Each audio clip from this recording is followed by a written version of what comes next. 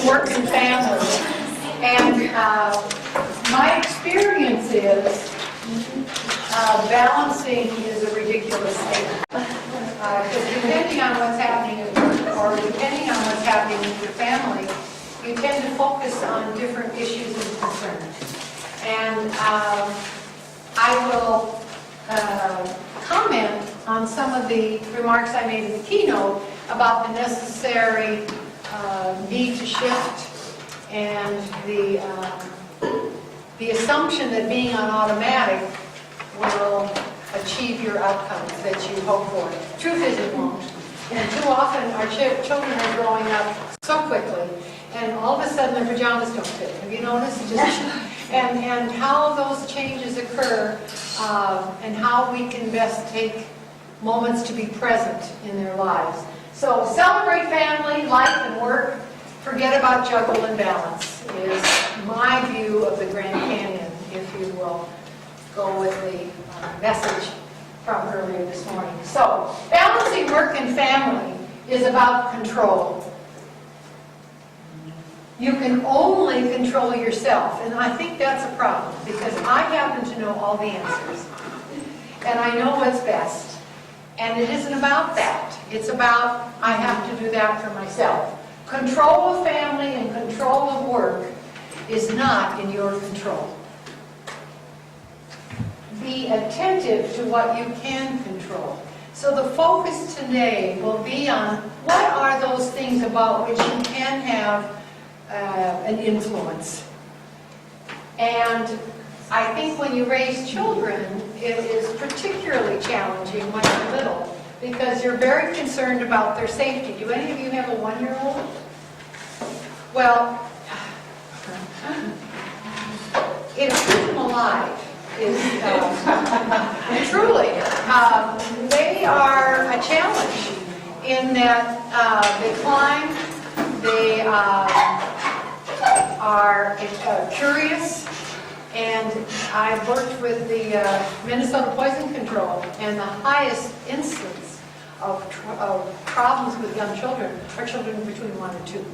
And they are very quick and eager, and that ability to control is difficult, as is the ability to control when kids go into elementary school, if you will, and certainly as they become adolescents.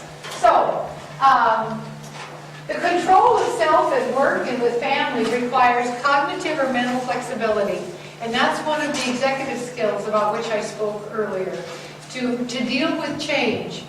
Do you have only a 1-year-old? No, we have a 5-year-old. So you have a 1-year-old who wants to be 6.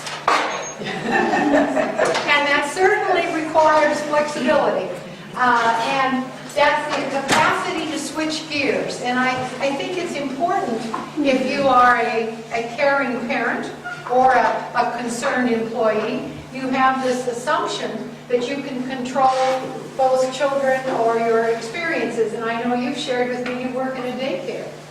And you can be an excellent home daycare provider, and then all of a sudden the child throws up, and now we have a new plan.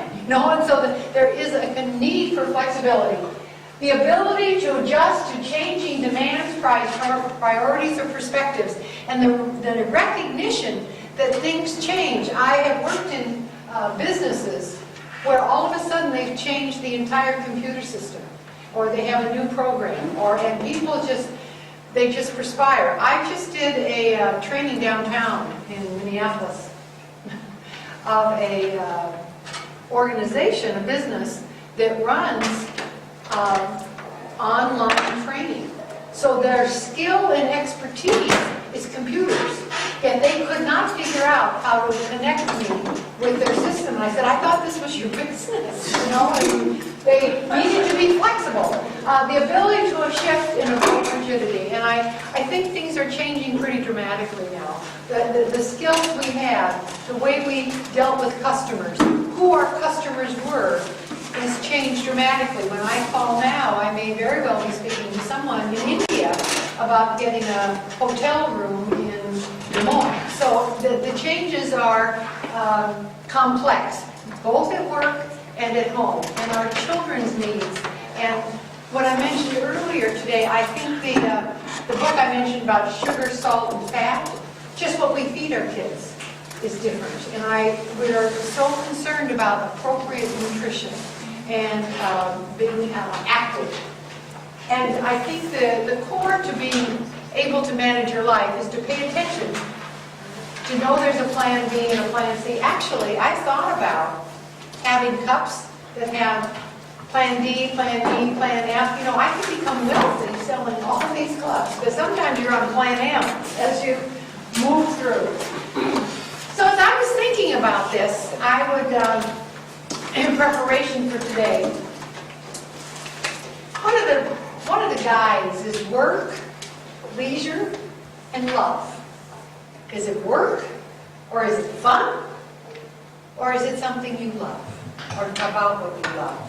And I was thinking about the home and the work environment, and individuals with whom I have been employed in various certain avenues in many different locations. And I thought about meetings. And if you would think, how many of you find meetings work? I have worked with people who have found meetings fun and have been very disappointed in me because the meeting schedule was set for 9 to 10. And I said, we've done the agenda, we're done. And it was 9:30. And to their dismay, the meeting was over because they thought meetings were something that was fun.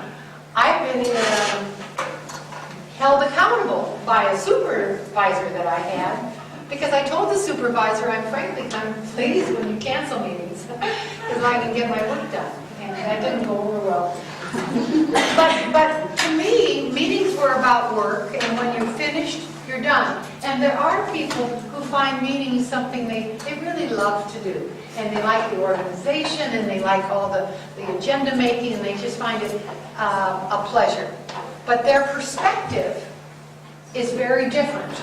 And so when you have people at meetings, some who find it work, others who find it fun, and others who love to do it, there's already a complexity of the session.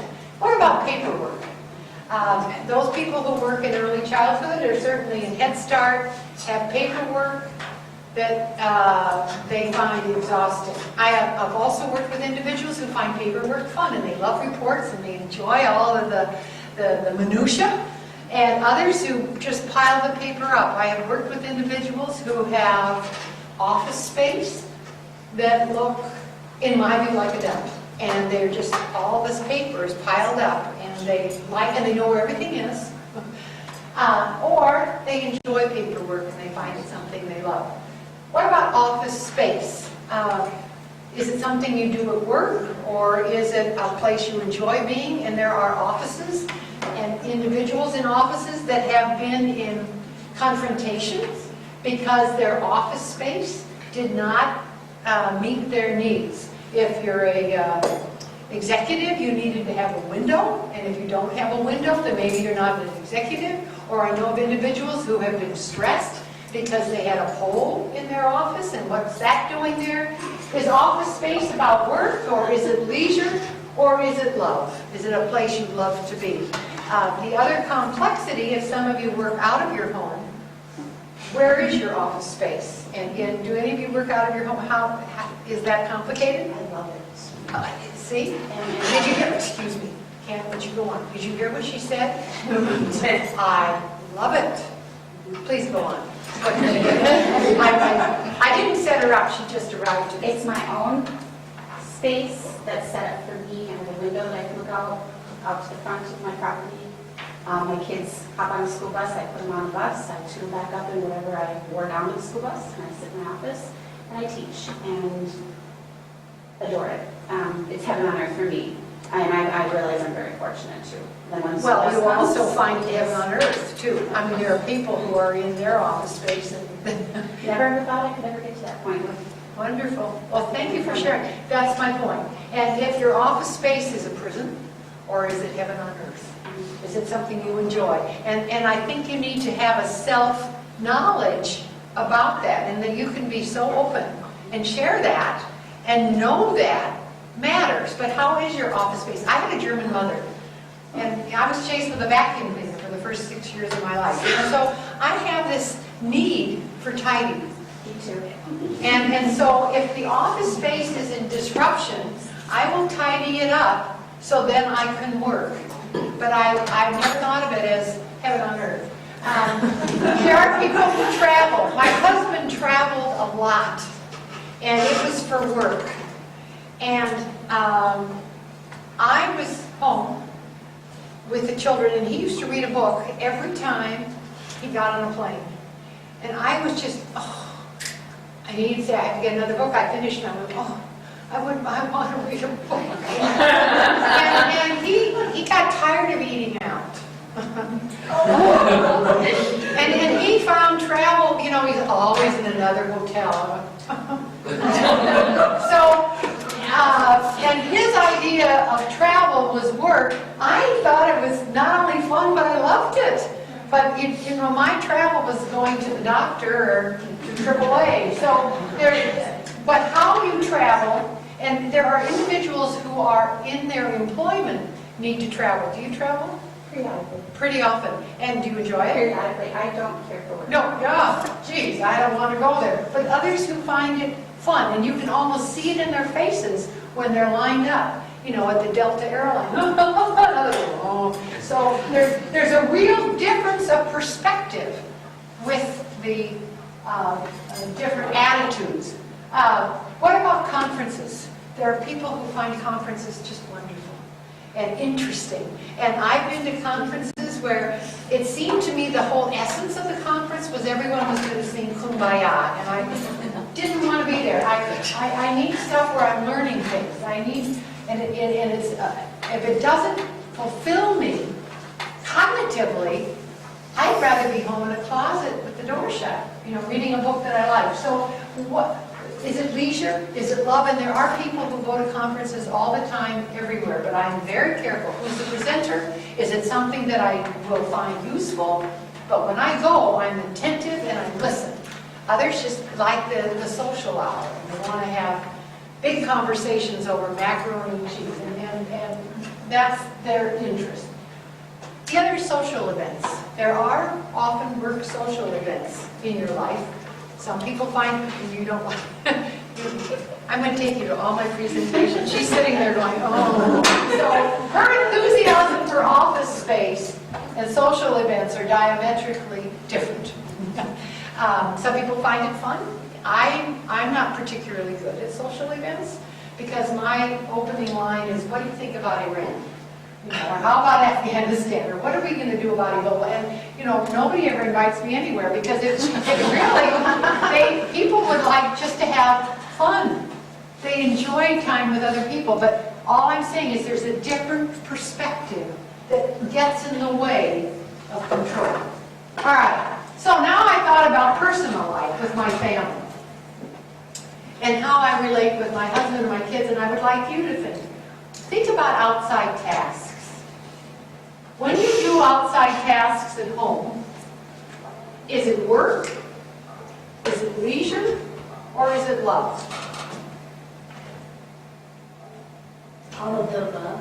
All of the above. I cheered because I turned the water off our house just before it all froze. And I went, yes, good job, but I wasn't fine, Household tasks. Some people enjoy that. You like that? She thinks it's fun. I happen to like the vacuum. Again, I think my mother influenced me on it. I like vacuuming. I'm very good at it. And I like it because I know when I'm done. And I had trouble. A problem with my family is I wanted to do all the vacuuming because I did it right. And if you're going to share in the family work, which I talked about earlier today, I had to have everybody vacuum, and they didn't vacuum as well as I did. So that's an issue. And what about how you do your household work? And we know that kids need to be a part of the family work, not just part of family birthday parties. And so you need to share doing the dishes and putting things away. Is it something you love to do? I can remember families where the kids were never allowed in the kitchen. And one of the things I talk about is get kids involved with tearing up the lettuce and helping make the salad and helping cook and being a part of the household tasks. Is it work? Is it leisure? What about time with relatives? It's interesting, in the work I've done with parents, as we approach the holidays, some parents are fearful of spending time with relatives. And they're concerned about how their kids will behave. They're concerned about spending time with Uncle Jack, which is always kind of strange. Or my mother-in-law is a problem. Or there's a lot of stress. Or others who are eager to spend weeks together or time together with relatives. And what are the messages that we send one another regarding family traditional recipes, or who's going to bring the Jell-O with fruit in it, which I think is a big thing. Floating stuff in Jell-O happens a lot in Minnesota. And I know that when I first moved here, I thought the whole state would change, because everybody goes north to the lake someplace. I don't know where they went, but spending a lot of time with relatives, and what does that look like? And I do know people who struggle with relationships with my brother's kids or my other family members, or how they're raising their children. And is it work? Is it leisure? Is it love? I think the paperwork at home is important. Who does the bills? How do you pay the bills? What about having conversations about paying the bills or understanding the paperwork? And also community involvement.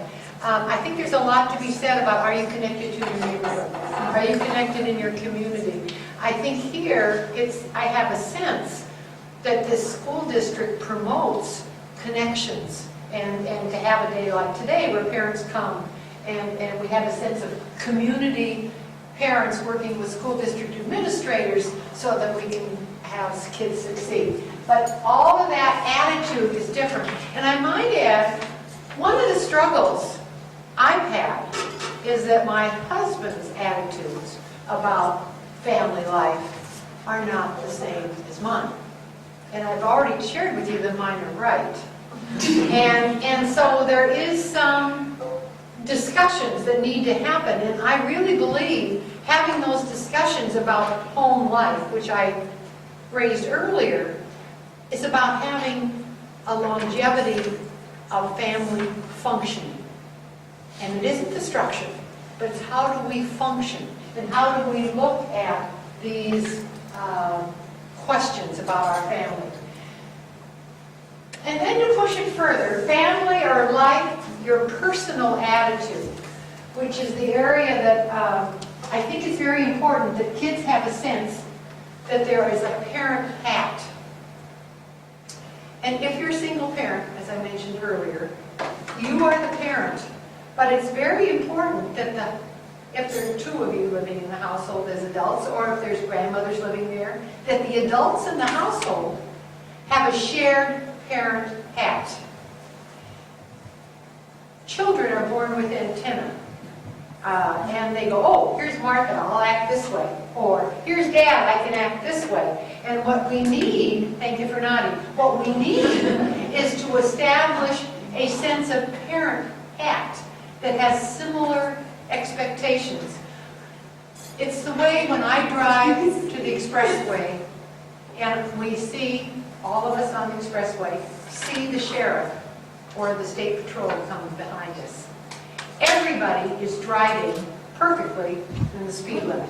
And as soon as the sheriff or the state patrol exits, we all do as we jolly well please. A lot of kids behave that way. And what we really need to establish is a sense of family commitment to shared expectations about behavior.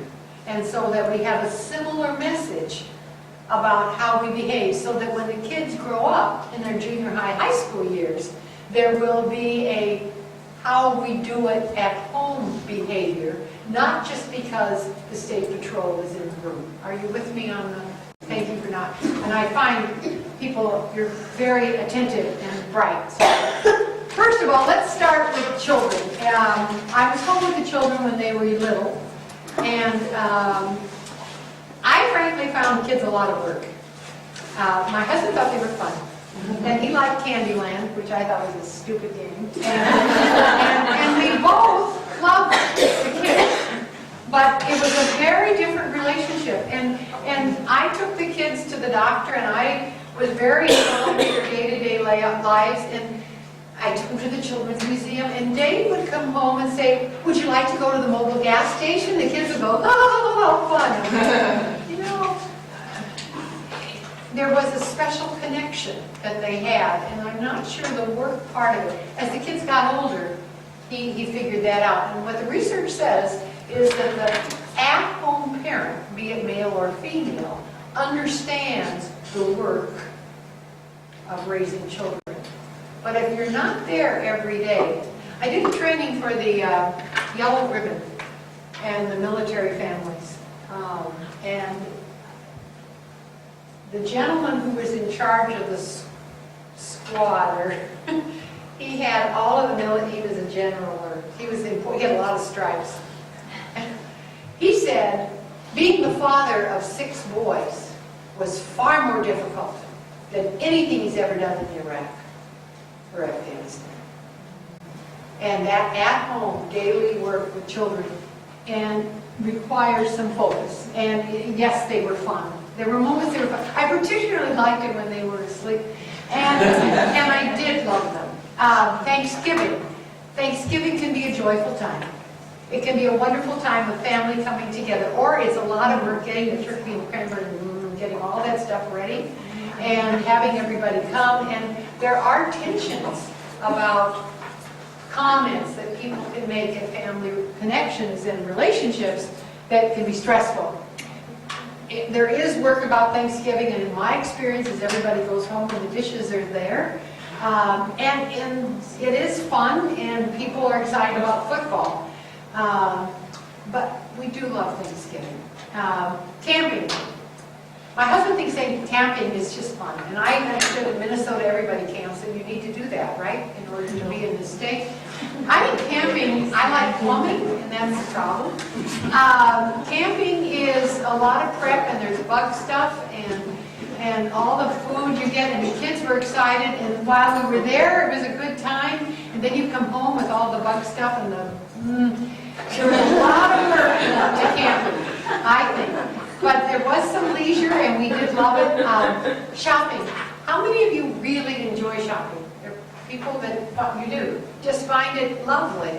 You're not going shopping. She's happy in her office. Yes. And there is pleasure in shopping for some. There is leisure, and they love it. Others find shopping work and difficult. Another would be hugging. My husband hadn't seen his father for a couple of years, and I remember on our wedding day, and before that time, hugging his father was something my husband did not know how to do. He's now learned to hug his children. He's excellent at hugging his son-in-laws. And he learned how to hug his father before his father died of Parkinson's. And he's always been grateful. He said, Ada, you taught me how to connect. I can hug easily. That was not hard for me. I'd rather hug than shop. And all I'm saying is the individuals in your family have different perspectives on this saying. And for me, I think pie is having a problem. Cooking. My husband is an excellent cook, and he thinks it's fun. And what's really annoying for me is he'll make a wonderful recipe and we'll never see it again because he likes to make new stuff. And I think if you have a good recipe, why switch? So you see that some of the home life struggles of balancing and juggle are impacted by how you look at a pot, or how you look at a sleeping bag, or holiday celebration. And all of that adds to the complexity. There was an interesting study done, and they said some problems are simple, others are complicated, And by far the most challenging are complex. Family is complex. And to think it's simple, it's not even complicated, it's complex. And I think this is a part of that struggle. So what I'd like to talk about is the vision. And that is, you need to be vigilant about personal choices to assure daily life experiences are both understood and meaningful. And it's so easy to let the days fly by. And we're into November. I was kind of hanging on to August. You know, and all of a sudden, here we are. And I think when you're raising children in your job, all of a sudden you've been together for years. And you said an interesting thing. You said, I finally achieved my office in my home. And I didn't think I'd ever get there, but the years have gone by, and here you are. So we need to be attentive to daily matters, and you do have control over how you act. And for me, and I shared earlier, the only way I kick in is I have to take a deep breath and go, all right, Ada, you can control this. So I'd like to talk about two concepts that I think are powerful when we talk about controlling, investing, juggling, celebrating your life and your work and your family. These are two concepts that come from adult development literature, and it has been core to a course that I've just completed at Mayo, and they talk a lot about load and power. So I'd like to talk about load first. And I'd like to think of your own life. What is your external load? What are things that you have to do that is a part of your external load, which are normal life requirements? Family, work, community, and just think about that. What are some of your external loads? Things that you have. How many children do you have? Part of her load are 2 children, nothing else. And you live in a home, and so you've got leaves you had to rake. That would be part of your load. A lot of your load would be your relatives. It could be appointments you have to make. It can be, I think a load in Minnesota, particularly in the Twin City area, is road construction. And I get up in the morning to try to find out which road they've closed and when, and figuring out how to get around. So part of your load would be your community responsibilities. What are some of your external loads? What are some of the external load for you?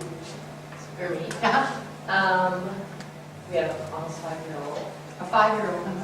That's one, and my husband is a pilot, so he's gone, so I'm a single parent. Oh, sure. One of the most interesting lectures I've done, and it was always full. It's called Parenting Together by Myself. You know that job well. Yes. Yeah, that's right. What's another external load? How about you? What is an external load? Family. Family, okay. And just groceries, shopping, Yeah, and appointments, make sure, and if any of your kids play soccer, you know, and when is it, and do any of your kids play hockey? Oh my, that is talk about a load. So think of your external load. Then I'd like you to think of your internal load. Think of yourself. What are your life expectancies developed by others and self? Interesting, when I shared about my Aunt Hilda, her load, her internal load, was the message her grandmother, my grandmother, her mother gave her. She carried that load for 9 years. Other loads could be, what are your aspirations, your desires, your future expectations? What is it that you want to accomplish? What is it you hope to achieve? It's that, who am I inside, which is an internal load. Do you have an internal load you share? Yeah. What? Well, frankly, it's just even figuring out what I want to be. I mean, That's fair. And what's interesting, what you had wanted to be 5 years ago is different. And if you study adult development, the first 5 years of your adult 20s or 30s or 40s, you're in a structure building period. And the next 5 years, 25 to 30, 35 to 40, 55 to 60, those last 5 years you're going, I don't think I like it that much. I'm going to try something else. So it is always a form of flexible. I'm going to move. I'm emerging, right? Anyone else with an internal load that you'd share? How about you? Do you have an internal load? I would like to get a degree. I want to get a degree. And that carries you. And what I know is that a lot of women finally go back to school because they quit worrying about where to park and they say, I'm going, And that's an internal load. I'd like to get a degree. Excellent. All right. So thinking about your external load and your internal loads, we've talked about them. What are the things externally and internally that are part of your life? All right. The next question is, let's talk about power. External power is family and or co-worker support, social and economic abilities. What are some of your power? What are some things that you can do that you know is there for you externally? I already know for you. It's when you look out the window and your kids get on the bus, and the bus driver takes your children away, right? And then equally when they come back home. Yes, but that's some of your external powers, the bus driver's on time. Anyone else with an external power? Bunch of I don't know, I think I struggle actually with the two of them right now with balancing Good. with, I have 5 children, so I kind of have a struggle with what is my internal power with helping them out so much and consuming a lot of my time. And well said. And perhaps that power question is a challenge in different times of your life. And what I'm hoping to talk about is to connect with what that is. Because I think without that energy, dealing with your loads is difficult. What's someone else external power? Anyone? How about you? Do you have some external power? You. One looking away.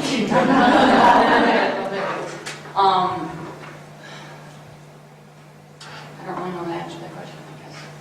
That's interesting too. Does someone have some external power? Yes, sir. Way in the back, please. I don't know if this applies, but my faith is what Sure. helps me in prayer Sure. and just keeping that perspective. Right. Right. Do any of you have somebody you can call and say, I need your help? And they're not practicing that no rescue. That's ridiculous. There are times we all need a rescue. There's a time you need someone you can call. Do you have someone you can call? No. Your mom. Do you have someone you can call? No, I had an answer for external. What is it? Because I kind of thought about it. I guess when I was thinking about that, what I feel like external power is that I feel like I can run my business, like I'm powerful over my business. So Good. And what's interesting what you're saying is I can run my business. Often people don't know that that's something they need to say. I have external power. I can run my business. I can complete this task. I have people I can call. There's someone there. The bus drivers will pick up my kids and I can wave with joy. But do you have some support system? It's interesting. I've been in this district for about a couple of hours today, but I've sensed there is a closeness of relationships with people that are making this event happen. They know they're there. There's a lot of support systems that are effectively functioning here in Apple Valley.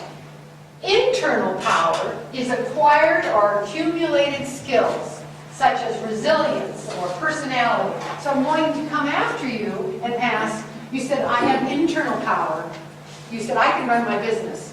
What skills do you have? I have patience, understanding, and I just try to look at everybody with kindness, because everybody's got a different story. The other thing you do well is you reflect. Remember, did you hear her say, I've been thinking about what you asked me. Here's an answer. So that's a skill. How about you? What is an internal power you have? Just kind of going off of what you have up there, I think the ability to trust your internal compass. Good. And to have an internal compass. I worry about kids who don't have and don't even know what that feels like. And it's important to say I have an internal compass. How about you? What is an internal power you have?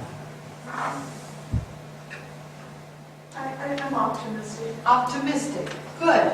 How about you? What is an internal power? It's hard for people to say. My personality, I just like to get along with everybody. Good. I like to go to people. You love social events, don't you? Not always, not always. I bet you wouldn't invite me. How about you? What's your internal power? I think it's don't love the small stuff.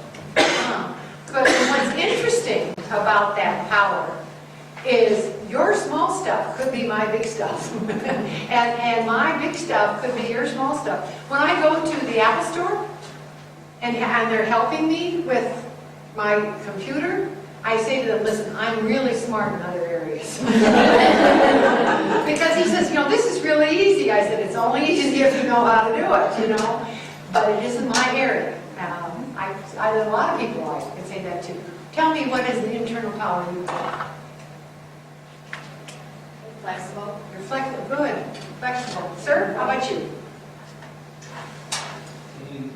Love and understanding. Love and compassion. Empathy. My daughter's a social worker.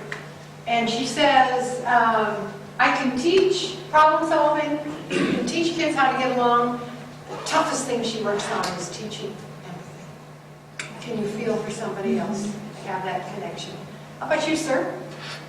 Adaptability. Adaptability. Wonderful. And you?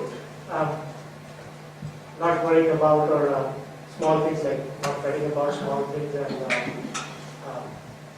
maybe that. I think, and there's a gift to that. Can you move up 20,000 feet? And I'll say, are you going to worry about this in 10 days?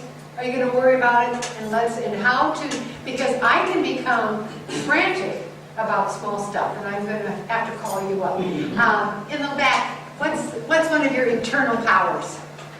Just rolling with things. Rolling with things, that mental flexibility. That's wonderful. You're not a firstborn, are you? No. No. See, firstborns, are you the youngest? No. No. Firstborns are neurotic. And they want things right, and they should connect with the baby of the family. Because the firstborn saying, the sky is falling. And the baby will say, the youngest will say, well, then let's have a picnic. Yes, you're good. How about you? Patience. One of my big major. And that is a learned skill. Yes. It's not, and you have to work on it. Yes, and how about you? How about here in the white sweater? I think I multitask. I'm the mother of twins. Oh, So I think I was given them geez, for a how old reason. are they? 2.5. Oh, my God. So I multitask all day long. And I think twins could be fun. They are fun. Well, if you want to know what's hard about twins? At 15, they're both going to want to drive. I'm just saying. My husband says the weddings are girls. Well, that's not. But pay attention to your power, and I think if in asking you this, you struggle with that question. Can you say, I'm skilled, I'm prepared, I can do it? Only when you know your power are you able to say, I can't do that. Then this isn't my issue. What's your power? Helping children believe in themselves. Helping children believe in themselves, and which you would convey by believing in them. All right. So here's the point. What dissipates your power? What erodes you? And I just threw up a bunch of things. One is the media pressures. I think we need to pay attention to the influence of media and messages on our power. And for women, it's how you look, how you act. The concern, someone said I'm optimistic. You, right here in the front, you said I'm optimistic. Can I call you up sometime? Aren't there days you would just like to talk to someone and say, it's going to work out. It's going to be all right. You'll be all right. That optimism is so difficult with the media pressures and we read. Consumer-driven messages. I think parents are under terrible struggle right now about what they think they need to purchase so that your kids will have an appropriate Christmas or Hanukkah, or the pressure is, and a lot of it is, I hope you realize, flotsam. It is stuff they don't need. And we need to, the media and the consumer-driven messages. there's an interesting book called Cheap. And it's about how you may have gotten it cheap, but how much did you pay to get that which is cheap? And I watch people go out with 6 pillows. I got such a price on it. And I said, did you need them? No, but you wouldn't believe how much I saved. You know, that's my point. We need to pay attention to that which, and for you to say, I don't need pillows, or I don't need that. And it's a confusion about needs and wants. And to me, there's power in saying, I need this, or power in saying, I don't need this. Or some personal, external descriptions of internal success and achievement. And how do we determine what is success? I haven't checked you all out yet, but in all honesty, I do see individuals who assume if I carry a purse that costs $5,000, I'm a person that matters. And I think that's ridiculous.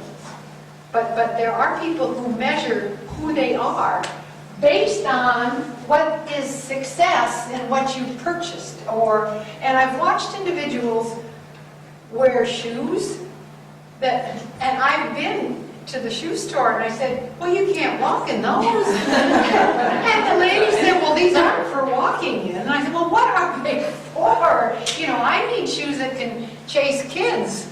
And I've got 5 kids. I've got a dog that get away. And I was out walking the dog 2 days ago, and a dog jumped me, jumped the fence, attacked my dog. I could never have lived in those fancy. What? I need stuff I can sweat in. You know? And the last is personal or professional relationships. And I think when you have 5 children, that's a big responsibility. Or personal relationships, professional relationships at work can dissipate your sense of power. You say you can run a business, but you have a role. Are you the owner of the business? And so she's the poobah of the business. You're the big deal. Well, that's hard because when you're supervising individuals, I believe you have a responsibility that is challenging to run the business efficiently and effectively. And being best friends with some of your employees gets in the way of achieving that. And so you have to pay a lot of attention to what dissipates your power. All right. What enhances your power? The things would be friends and family that reinforce and celebrate. Katharine Hepburn said, do not hang around with anyone who doesn't help you through. And I think that's important to say, and I have acquaintances now, and I've said, I've enjoyed our time, but we've gone on different paths, and I will always wish you well. But there are relationships that take the oxygen out of the room.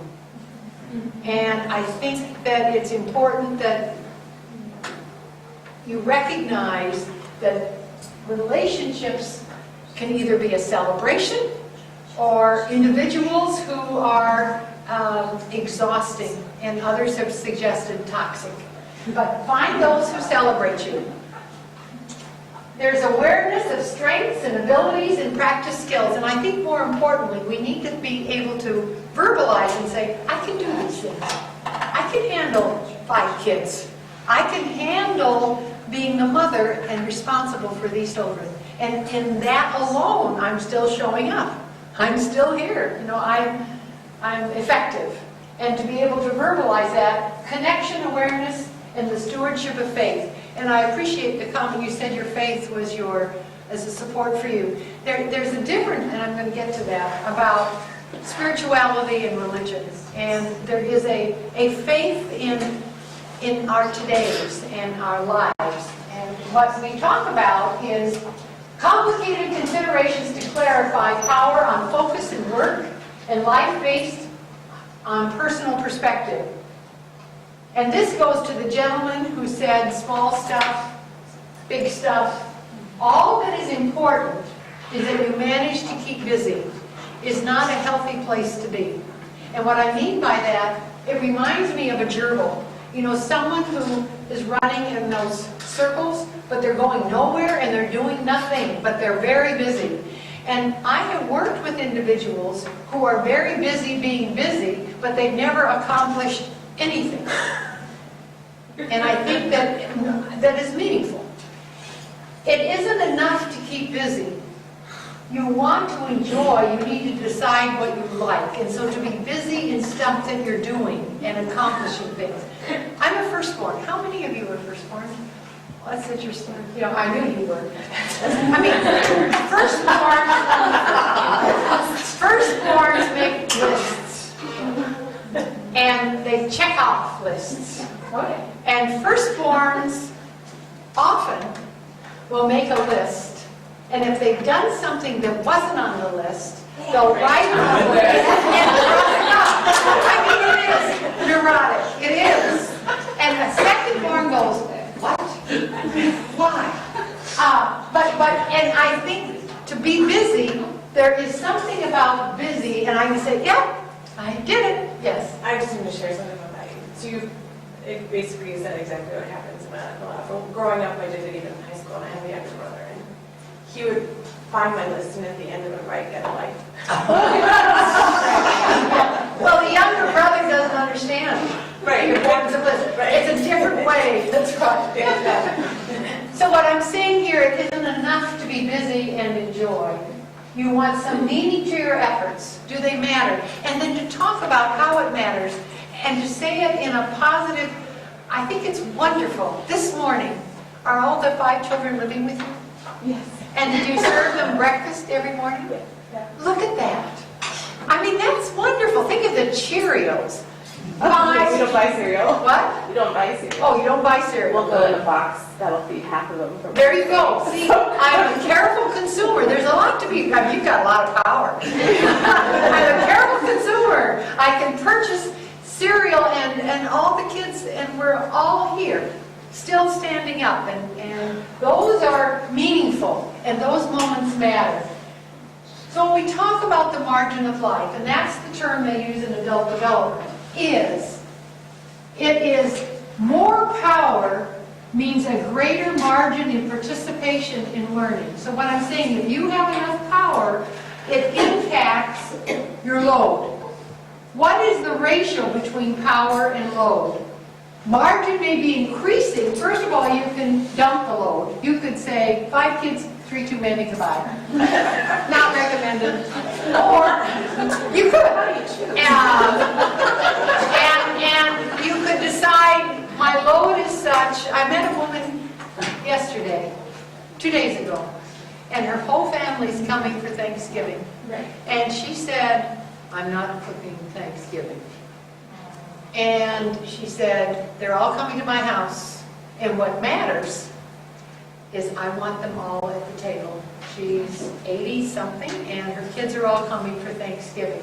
And she said, and Lunds is cooking. And what she did was diminish her load, using her power.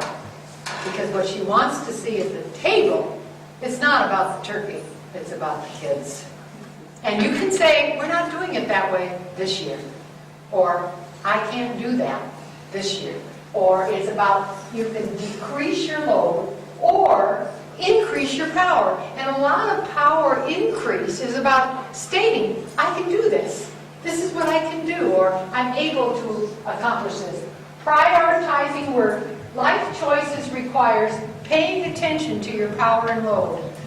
And the reason I chose this concept with this topic today is so many of my students, I teach an undergraduate class and graduate classes, will say, I've learned to focus on my power and not worry about the load. It's just start slow and realize these are the things I can do. And load and power are about the margin between power and load. It's like a seesaw. Paying attention to one's power seems to diminish the size of the load. If you get up to the mind, I can do that. You know, and I'm sorry if you manage breakfast and just focus on breakfast for 5, don't think about lunch yet. You know, just manage what you can do and then decide how you can handle it. Focusing on the load seems to diminish the sense of your power. And it's interesting, when I ask people, tell me some of the things you are able to do, there's silence in the room. And the fact that so many of you who I called on, all were able to say, this is what I can do, speaks a lot about who you are. But many will just share their load. So, awareness of changes. Adulthood is about adjustments of load and power. And I do know young people in their 20s, all they want is a house. And I know people in their 50s, all I want is to get rid of this house. I know individuals who just are, I'm so overwhelmed with 5 kids. And the lady I spoke to 2 days ago, my 5 kids are coming home. You know, she's so excited to see her 5 kids. For me, my kids are grown, and my happy times are when all the toothbrushes are wet.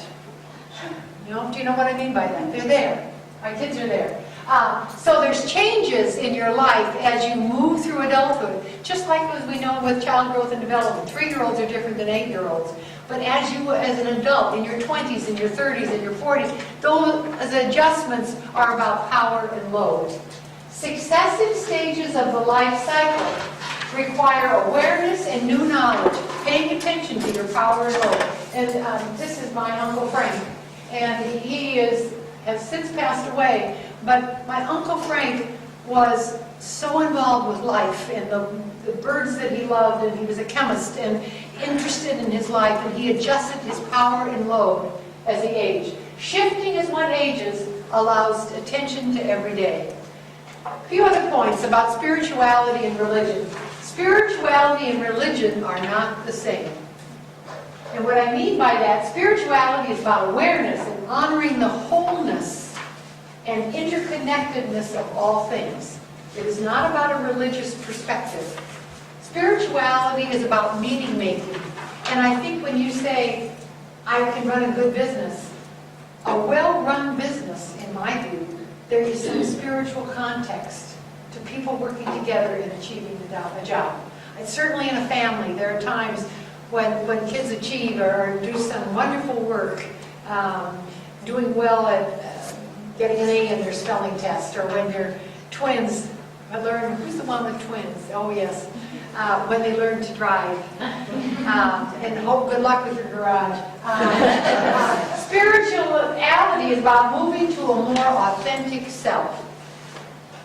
Spirituality is always present in the learning environment, and I would say, for me, understanding the term spirituality, this room right now, people are learning, they're thinking about their power, they're thinking about their load, and I think in a different way. We're all going to come to your house and visit your office. Adult educators use the word grace instead of spirituality, and grace is harmony of movement. And so we say there is a grace in an experience. And I thought about that. It's always there, everywhere. We don't see it, but it changes our lives when we live it. Pay attention to your everyday moments of grace. I've enjoyed the leaves that have been rushing under my feet. It was an excitement about that, out on walks. Grace provides a perspective of being connected, and it heals and eases stress. And when you're struggling with power and load, if you stop and find the moments that find and give you grace. Today, none of us are wearing bug spray. You know, there's some goodness in that. Grace happens in the ordinary experiences of daily life. You mentioned that you're in home daycare, you do childcare. There are wonderful moments with children, and they just giggle, and they find joy in laughter, and they find excitement in the first day of snow. You're thinking, oh geez, boots and mittens. It's exciting. It's present in routines and habits. My husband at 5:30 in the morning, when the paper's there, is experiencing a form of grace. Because if it's not there, he's under such stress. I wrote down the farmer's market for me is such a joy.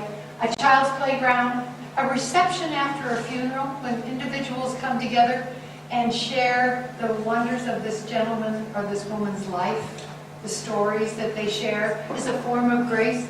My grandson, who went to a children's hospital every week for years to get an infusion treatment, and the way the nurses provided care for him. And my husband would go every Sunday and read stories to Jack. There was grace in the healing that was taking place at Children's Hospital. And in closing, I have some principles for you. Life is filled with mystery, courage, and heroism and love. All these things make our lives valuable. So, my first recommendation is be yourself, everyone else is taken. Turn off your cell phone. Be still. Be present. It's easier to write a resume than it is to craft a spirit. Learn to love the moment. Life is not a dress rehearsal. You cannot be first rate at your work if work is all you are. To have everyone's approval means giving up the self. And there are times people aren't going to like you, but hang on to who you are. Look for your stars, not your scars. Every day celebrate. Pay attention to what gets your attention. And that you got your kids, they got your attention. How do you define what matters in your work and in your life? And these were the books I used